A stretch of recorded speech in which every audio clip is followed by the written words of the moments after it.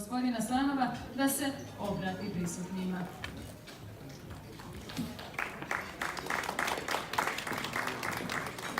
Dobro večer, poštovani kolege i koleginice. Ponosan sam i srećen što sam dobio ovakvu prestušnu nagradu.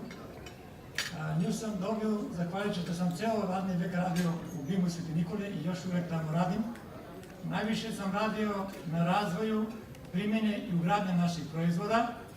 Međutim, u ovoj prilici pomenuo bi 1994. godine kada sam postao generalni direktor.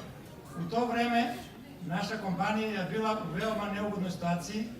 Bili su nekoliko plate neisplaćeni radnicima, magazine su bile prazne, potraživanja je bila nula.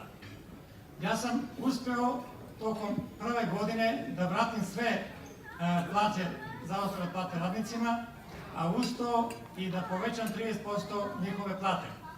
Vratio sam kredite i od tada BIM posluje pozitivno. Ni jednom trenutku nismo koristili ni 1 cent kredita.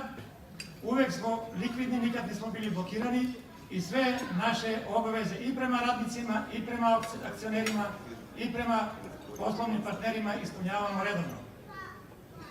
Danas BIM ima 10 puta veću proizvodnju u odnos na te 1994. godine, a finansijski rezultati su još bolje.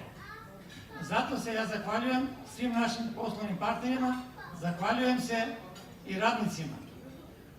Iskoristit ću priliku da kažem da mi je posebno drago da sam ovu nagradu dobio baš u Dubrovniku, od koje u gradu u kome još kao mlad imam veoma lepih uspomena koji traju do današnjeg dan.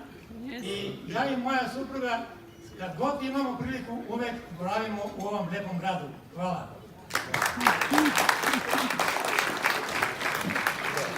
Zahvaljujemo gospodinu Stojanovu na ovim lijepim, inspirativnim riječima i na tome što je ovu krasnu priču podijelio s nama i čestitamo.